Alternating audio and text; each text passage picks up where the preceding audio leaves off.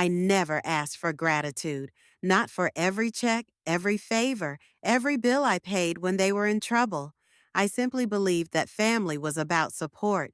But one night during a family dinner, my son in law loudly mocked my cheap gifts in front of everyone. He thought I would swallow the insult. He didn't know one thing. Everything they relied on, their cars, their home, their business, existed because of my money. And in that moment, I decided it was time to change everything. If this story resonated with your soul, click subscribe and let me know in the comments which city or country you're listening from. I'm truly curious to know where you're tuning in from. My name is Loretta Harris, and I was 65 years old the night it all began to unravel. I lived in a modest, comfortable house just outside Boise, Idaho, the same home my late husband and I had bought together 40 years ago when dreams were bigger than our bank account and hope seemed stitched into every morning. I had been a professional bookkeeper most of my life, managing small business accounts, balancing numbers with the kind of precision that came naturally to me.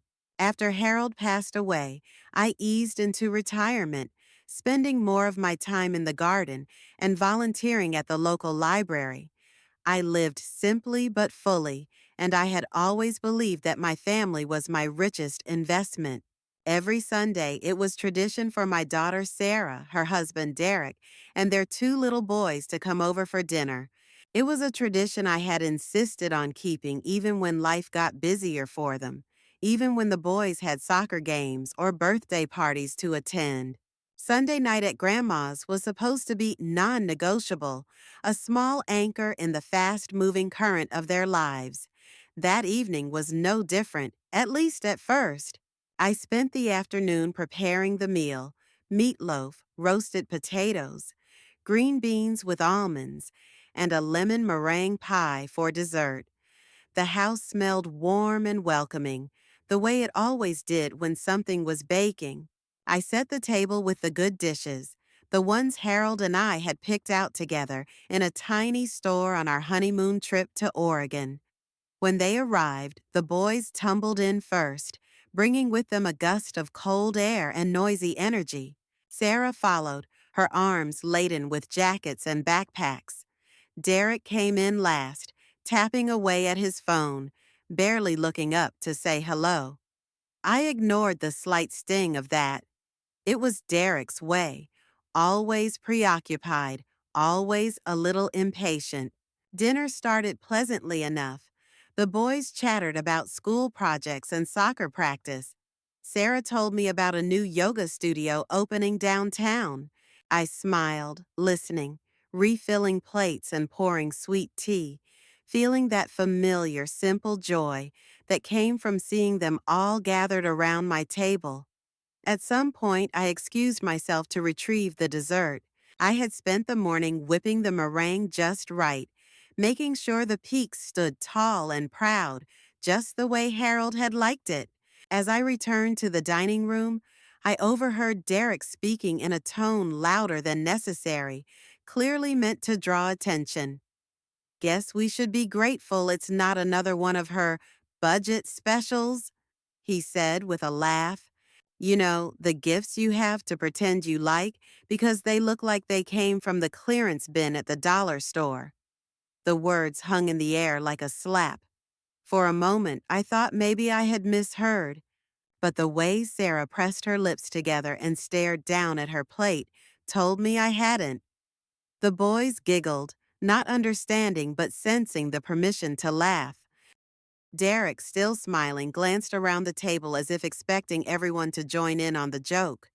I set the pie carefully on the counter, my hands steady even though my chest felt hollow. I turned back, plastering a smile on my face that felt brittle, and quietly asked who wanted dessert. No one noticed the way my voice wavered. No one noticed anything at all. We ate the pie. We made small talk about weather and school and the latest Netflix series. I nodded at the right moments, laughed when it was expected, cleared plates and loaded the dishwasher with mechanical efficiency. By the time they left, with hurried hugs and half-hearted promises to call soon, the house felt colder than it had all winter. After the door closed behind them, I stood in the kitchen for a long time, staring out the window into the dark. The lemon meringue pie sat untouched, except for two thin slices. The chairs around the table still held the faint imprint of their bodies, the ghosts of a family moment that now felt like a memory from another life. I thought about every gift I had given them over the years.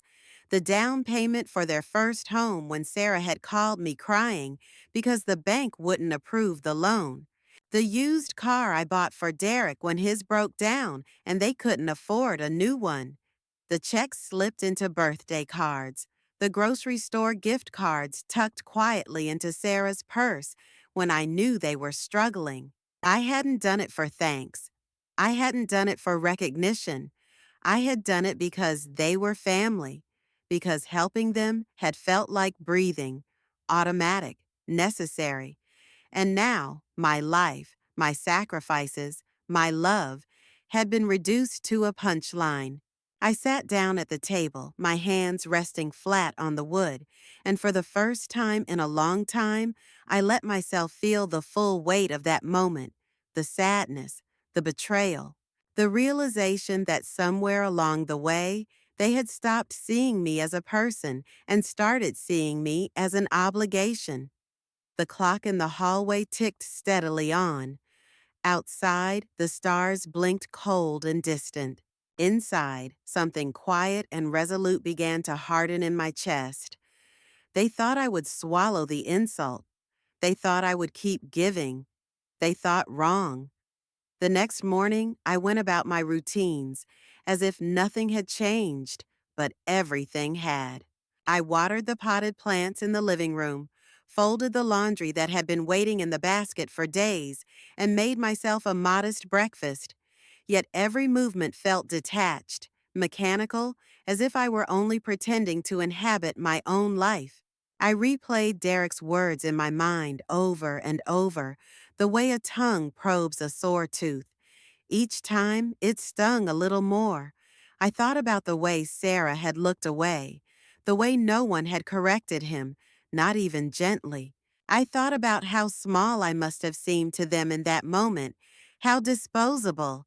I had heard mockery before, from strangers or acquaintances who didn't know better.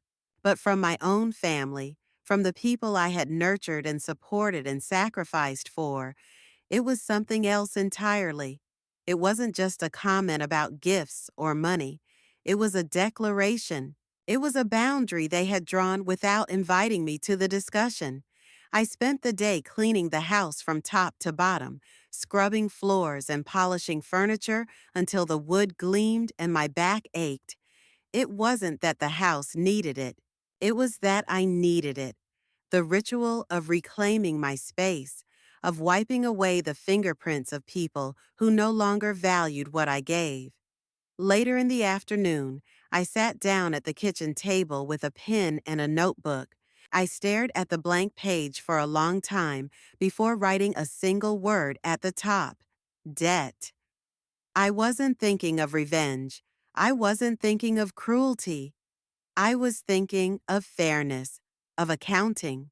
After all, I had spent my life balancing ledgers, ensuring that every dollar and cent had its proper place. Maybe it was time I treated my family the same way I had treated my clients, with professionalism, with clear terms, with no room for assumptions.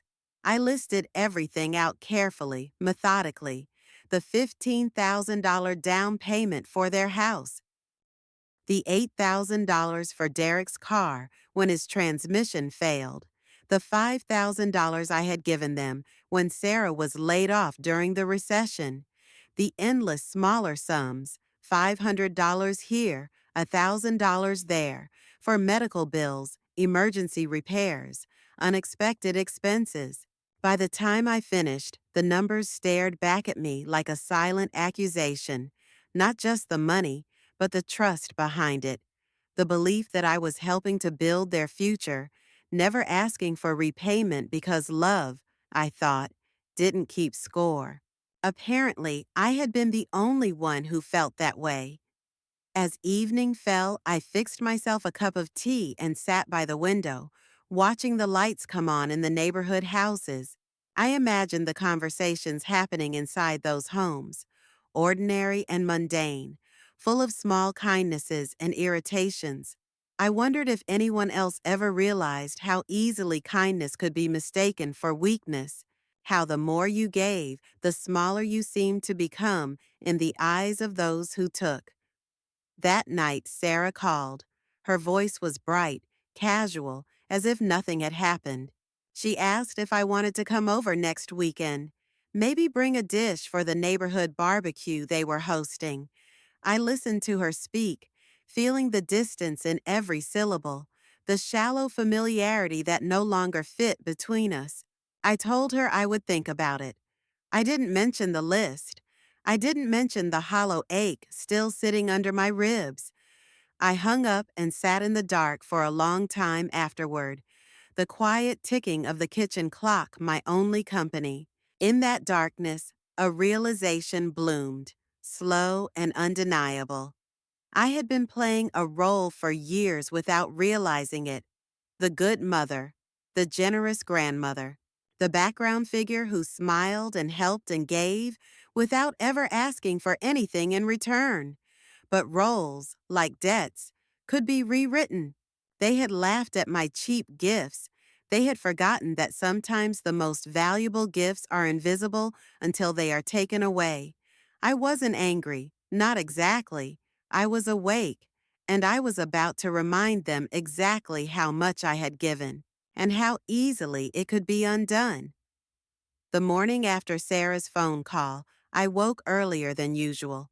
The sun had barely risen, casting long, pale streaks across the bedroom ceiling.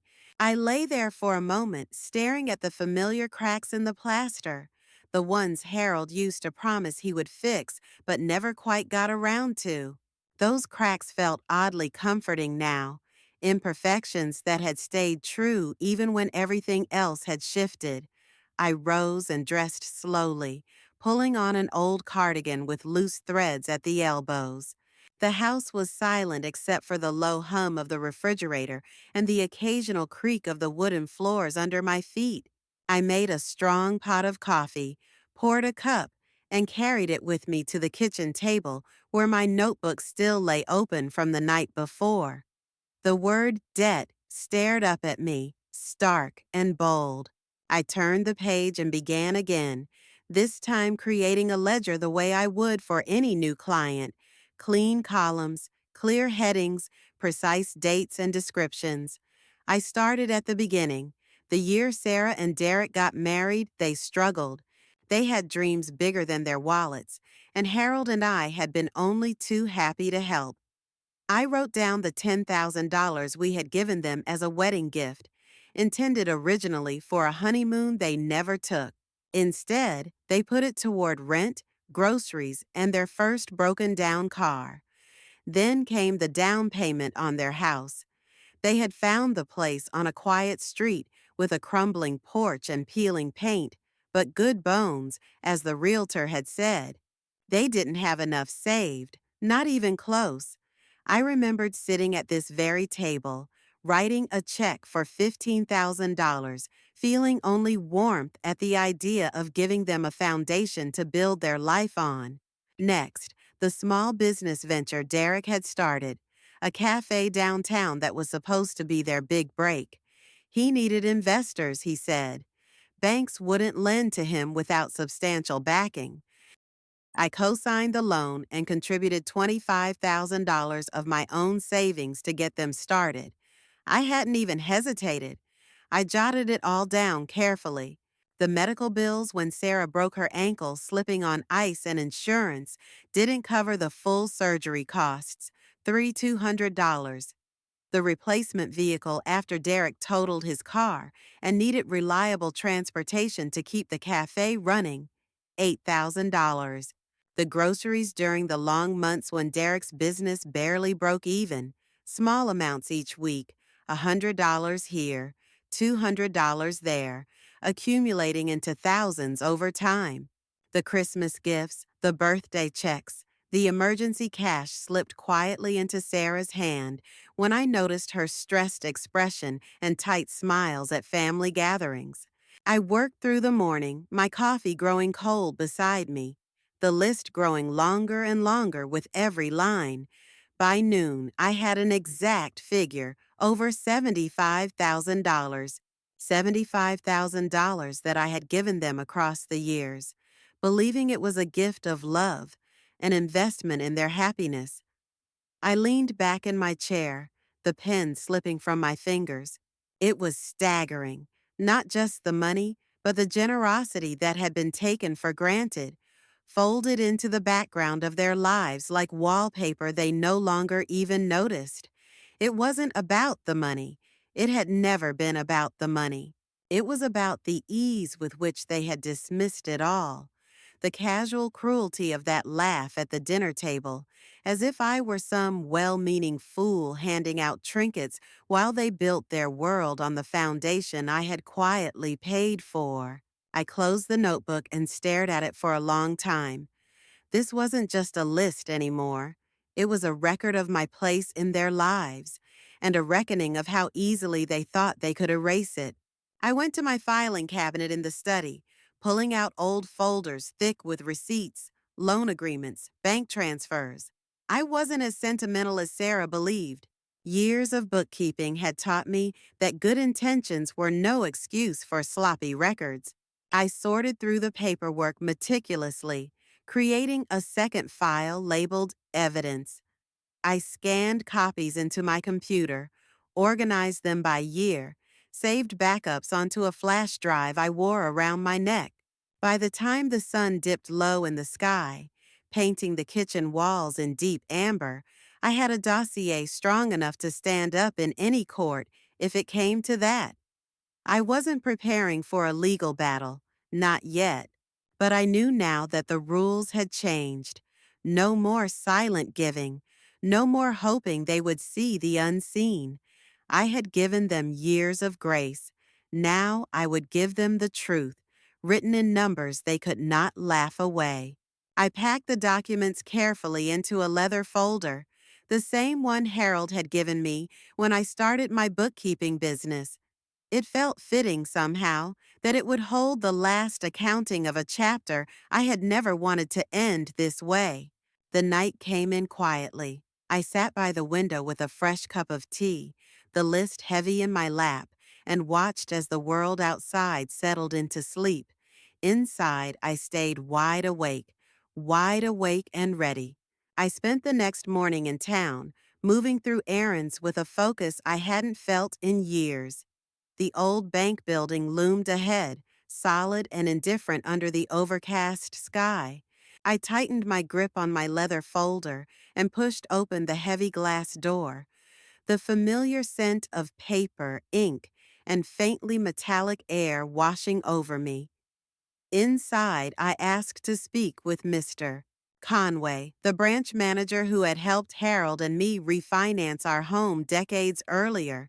He was older now, hair thinner and slower on his feet, but he still carried himself with a kind of cautious dignity that I respected. He ushered me into his office, a modest space filled with framed certificates and a battered oak desk. I laid the documents carefully on the desk and explained in quiet, deliberate words that I wished to sever all co-signed financial arrangements tied to Sarah and Derek. I provided evidence of my original contributions, the informal loans disguised as gifts, the down payment assistance that had been documented at the time but never formalized as a true transfer of ownership. Mr. Conway listened without interrupting, occasionally nodding, his fingers steepled thoughtfully under his chin. When I finished, he sat back and exhaled slowly.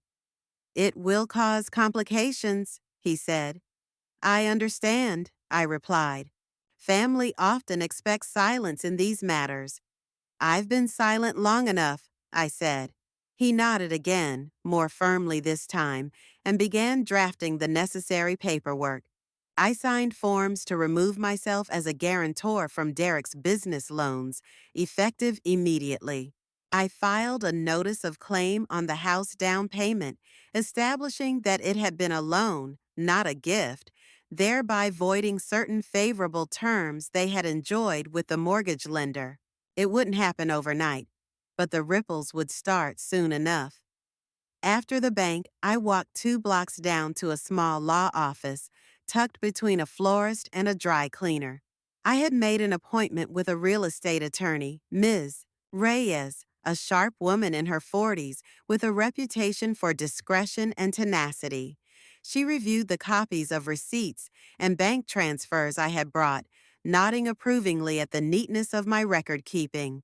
Together, we drafted formal letters of demand addressed to Sarah and Derek, itemizing the amounts owed and the terms under which repayment would be expected. There would be no threats, no insults, only facts laid out in the clear, emotionless language of contracts and obligations. Ms. Reyes asked if I wanted to proceed to court immediately or allow them a chance to resolve the matter privately. I chose the latter. One last chance for them to treat me with the respect I deserved before the law took over where kindness had failed. Leaving the office, I felt a strange mix of sadness and empowerment. I wasn't proud of what I had to do. No mother dreams of drafting legal notices against her own child. But pride wasn't the point anymore. Survival was. Dignity was. I returned home just as the afternoon sun began to fade behind a thick curtain of clouds. I made myself a sandwich I barely tasted, then sat at the dining room table staring at the 2 envelopes I had prepared, one for Sarah and one for Derek, their names written in my careful, even handwriting. The same handwriting that had once filled birthday cards and grocery lists and love notes tucked into lunchboxes. I thought about not sending them. I thought about tearing them up and pretending the past week had never happened. But I couldn't unhear Derek's laugh. I couldn't unfeel the hollow in my chest every time I replayed Sarah's silence. I sealed the envelopes. At the mailbox, I hesitated for just a moment, the cool metal door open in my hand. Then I slid them inside and let the door slam shut with a solid, irrevocable clang. The first step had been taken, a step not of revenge, but of reclamation. I wasn't trying to destroy them. I was simply taking back what was mine. And for the first time in longer than I cared to admit, I felt something bloom deep inside me, tentative and stubborn. Freedom. It didn't come with parades or applause. It came quietly, wrapped in resolve, steady as the ticking of the old clock in my hallway. And I welcomed it. The first ripple arrived 3 days later. It was a voicemail from Sarah, her voice tight, almost breathless, asking if I could call her back. I listened to the message twice before placing the phone back on its charger without responding. I needed more than frantic words to undo what had been done. By the end of the week, the ripples had grown into waves. I received a letter from their mortgage company, a carbon copy sent for my records, notifying all parties that their home loan was now under review due to the recalculation of the original down payment source. The favorable interest rate they had enjoyed, secured partially by my involvement and good credit history, was no longer valid. The next call came from Derek. He didn't bother with pleasantries. He launched straight into accusations, his words hot and fast, demanding to know what I thought I was doing, how I could ruin their lives over a stupid joke. I listened, silent, letting him expend all his venom. When he finally sputtered to a stop, I told him calmly and evenly that all actions had consequences, even the ones people thought would be forgotten as soon as they were spoken. He hung up without another word. I sat at the kitchen table afterward, staring out at the rain sliding down the window pane. It wasn't satisfaction I felt. It wasn't victory. It was mourning. mourning the trust that had been broken, the invisible bridge between us that had finally collapsed under the weight of years of one-sided giving. By the second week, the cafe that Derek had worked so hard to build began to show cracks. Vendors, alerted by the changes in financial backing, grew cautious. New terms were imposed, higher interest, upfront payments. Without my silent endorsement behind him, Derek found himself exposed, vulnerable in ways he hadn't anticipated. Sarah called again, this time crying. She begged me to reconsider, to meet and talk it through. She said the boys missed me, that it wasn't fair to punish them. Her voice cracked in that familiar way, the same way it used to when she was small and scraped her knee or lost her favorite toy. It almost worked. Almost. But I remembered standing at the kitchen sink just weeks before, watching her laugh at Derek's joke, watching her let the moment pass without so much as a glance in my direction. She had been old enough to know better. She had been old enough to choose differently. I didn't answer her calls after that. I focused instead on my life, my garden, my books. I took long walks around the neighborhood, feeling the seasons begin to shift, the air growing crisper. I sat on the porch in the evenings, watching the stars prick holes in the dark velvet sky, thinking about the long journey that had brought me to this quiet, painful clarity. One afternoon, as I was returning from the library, I saw Derek's truck parked outside my house. For a moment, I considered turning around and walking the long way home, but I was tired of running from discomfort.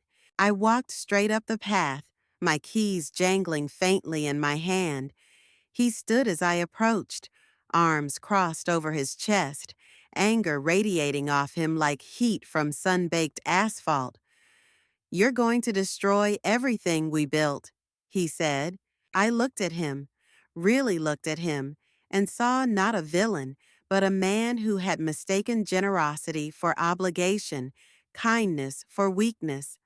I saw a man who had never truly grown into the space that had been prepared for him. "I built it," I said simply. He opened his mouth to argue, then seemed to think better of it. Without another word, he got into his truck and drove away, tires spitting gravel behind him. The crisis deepened after that. Their mortgage company issued a formal demand for additional funds to cover the loan balance adjustment. Vendors cut ties. Sarah's cheerful social media posts grew fewer and far between, replaced with vague, sad updates about challenging times. I heard from mutual friends that they were considering selling the house, downsizing, maybe moving in with Derek's parents for a while. It wasn't what I had wanted, but it was what needed to happen. Some lessons I had learned only sink in when the ground finally gives way beneath you. In the quiet that followed, I found myself breathing easier.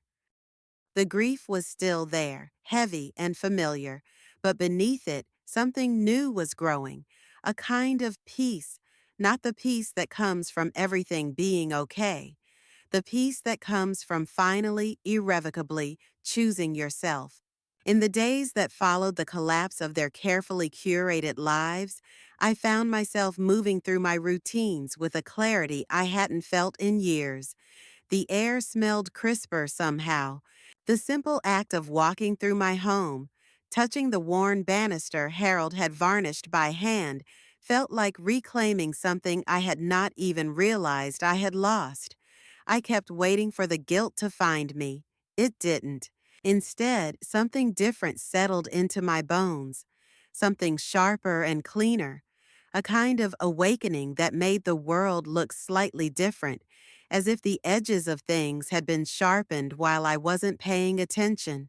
One afternoon, while sorting through old photo albums in the living room, I came across a picture of Sarah as a little girl, maybe 5 years old, wearing a lopsided paper crown and a grin that could melt the hardest heart.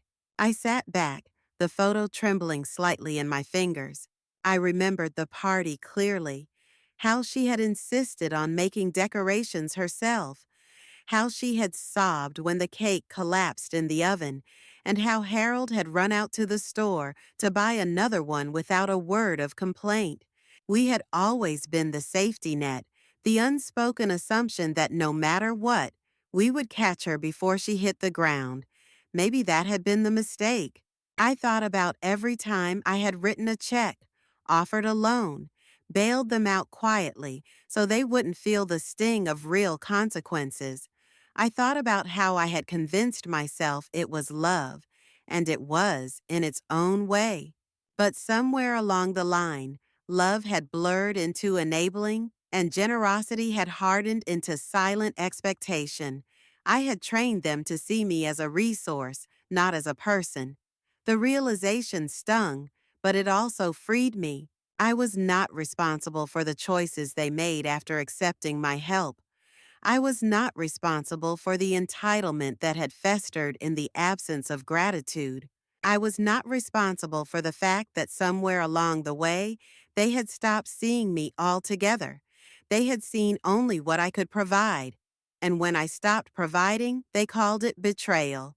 I thought about Derek's face that day in the parking lot, the way his anger had shifted into something almost childlike when he realized the old rules no longer applied. I thought about Sarah's voice on the phone, trembling, reaching for the mother she had expected to always be there, no matter how little care or respect was shown. But life didn't work that way. Not if you wanted to keep your soul intact. I spent more time outdoors after that.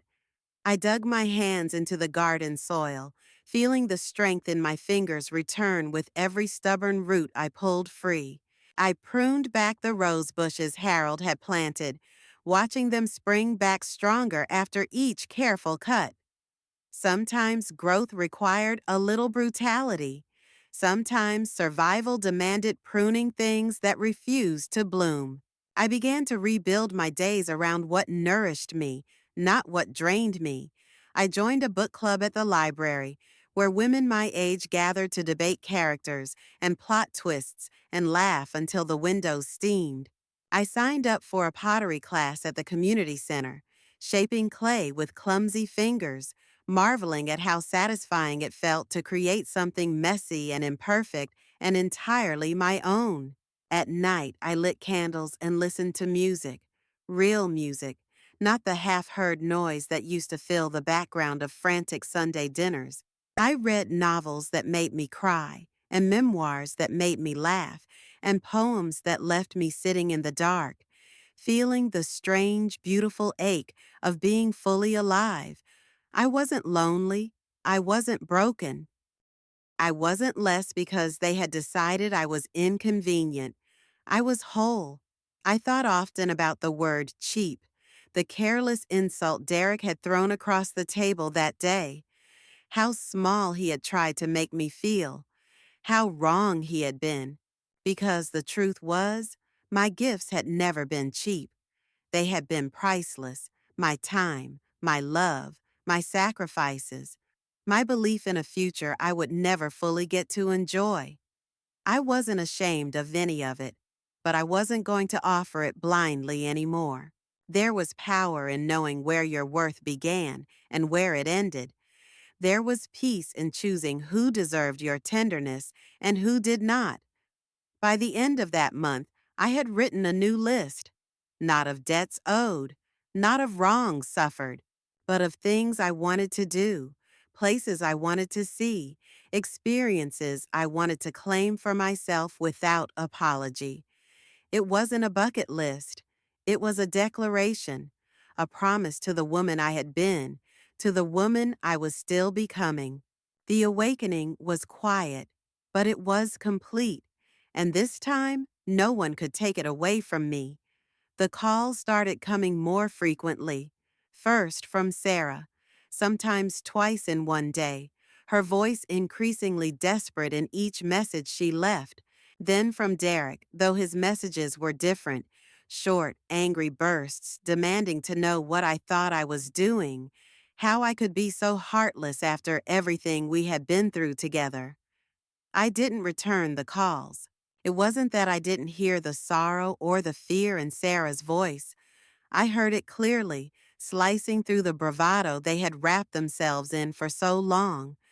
I heard it, and still I stayed silent. Because I knew now that sorrow alone wasn't enough to rebuild something that had been dismantled piece by piece over years of careless entitlement. One afternoon, Sarah showed up at my doorstep. I had just returned from the farmer's market, a bag of fresh tomatoes and sweet corn slung over my arm. She was standing there in the driveway, arms crossed over her chest, the way she used to stand when she was a teenager, trying to act tough after getting caught sneaking out of the house. She looked smaller now, thinner, the strain of the last few weeks carved into the lines around her mouth and eyes. I set the groceries down carefully on the porch before meeting her gaze. "We need to talk," she said. I nodded and stepped aside, letting her into the house. She moved like someone walking through a memory, her hand grazing the edge of the hall table, her eyes lingering on the framed family photos lining the staircase wall. I wondered if she was remembering all the Sunday dinners, the birthday parties, the countless cups of coffee shared across this same worn kitchen table. We sat down across from each other, a familiar tableau now weighted with unfamiliar tension. She started slowly, tears welling in her eyes almost immediately. She apologized, said the things she thought I wanted to hear. She admitted that Derek's joke had been cruel, that she should have spoken up, that they had taken my help for granted. She promised they would change, that they would be better, that they just needed a little more time. I listened. I let her speak every word. When she finished, I folded my hands in my lap and told her the truth. I told her that forgiveness was not the same thing as forgetting, that rebuilding trust was not a promise made in a moment of desperation, but 1,000 small actions stretched over months, years.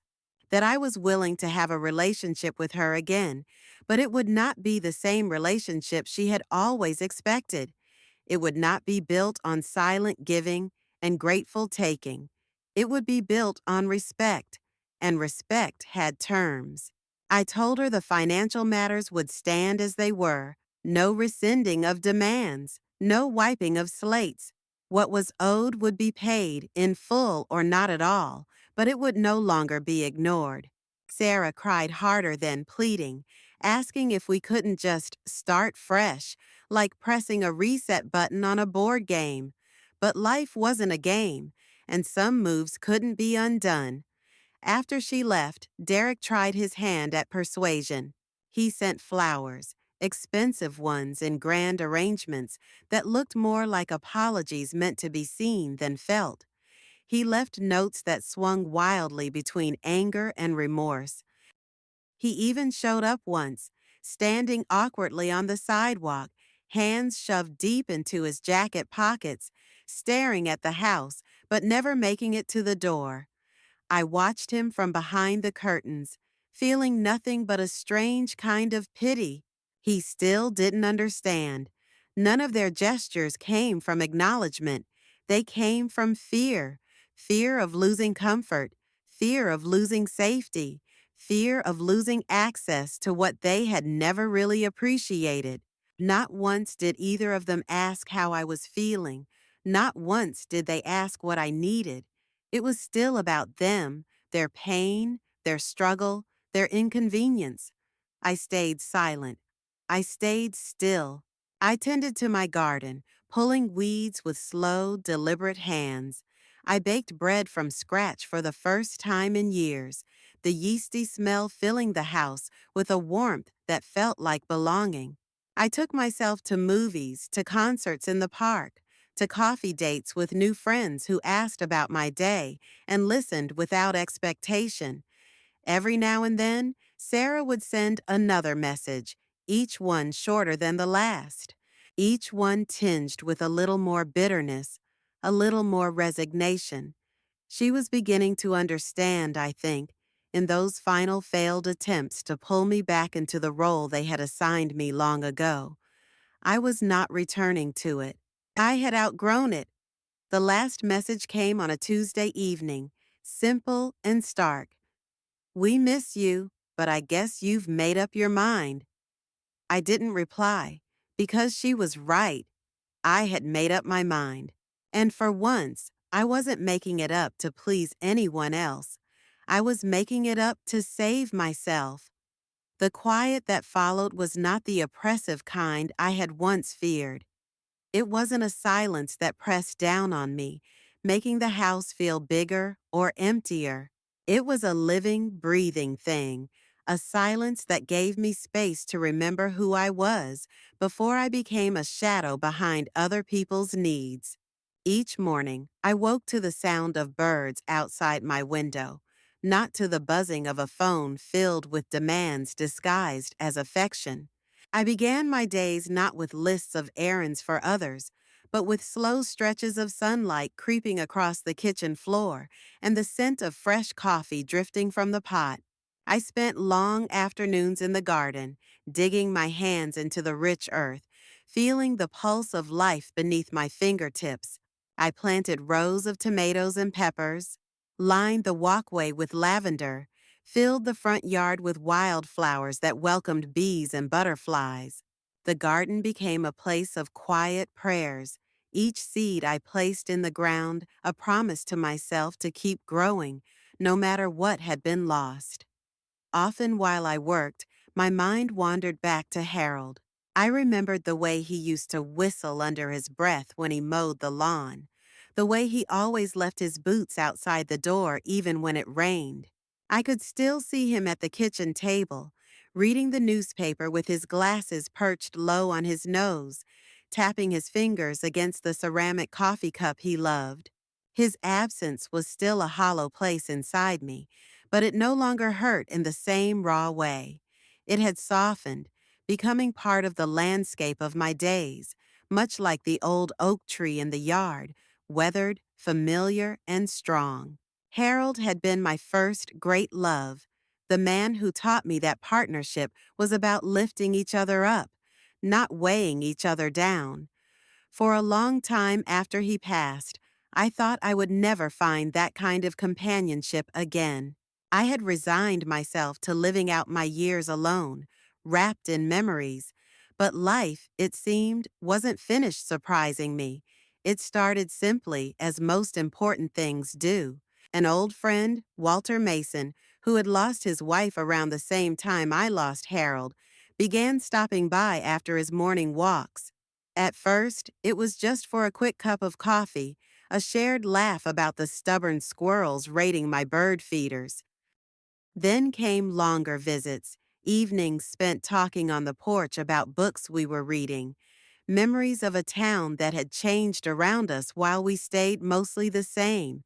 Walter was different from Harold in many ways. He was quieter, more deliberate with his words. Where Harold had been quick to joke and tease, Walter listened with a patience that made me feel seen in a way I hadn't realized I missed. Being with him wasn't about filling the silence, it was about sharing it. One afternoon, as we sat watching the sunset paint the sky in streaks of pink and gold, Walter took my hand in his. His palm was rough, his grip gentle. He didn't say anything, and he didn't need to. I felt the offer there, silent and steady, an invitation not to replace what had been lost, but to build something new atop the life I had so carefully reclaimed. In a few months, we decided somewhat shyly to get married, not because we needed to, not because life felt incomplete without a ring, but because we wanted to mark the new chapter we were beginning together. The ceremony would be small, just a few close friends in the garden I had planted with my own hands. No grand speeches, no white dresses, just promises whispered into the summer air and held tightly between two people who knew what it meant to have lost and found themselves again. As the plans came together, I found myself smiling more often, Not the polite, practiced smiles I had worn for years, but real ones that warmed me from the inside out. Occasionally, I would still see a missed call or a message from Sarah, but they no longer pulled at me the way they once had. I wished her well, silently, and then turned my attention back to the life unfolding in front of me. One evening, wrapped in a shawl against the cool breeze, I sat on the porch with Walter beside me.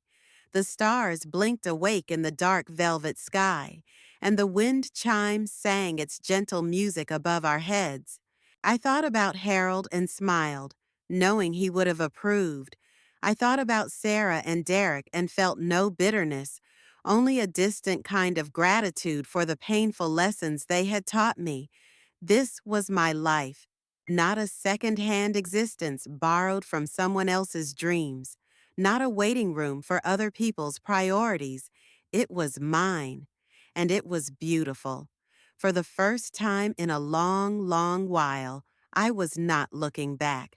I was looking forward, toward a tomorrow I was no longer afraid to meet, toward a life that was not about loss, but about love, bold, imperfect, and entirely mine.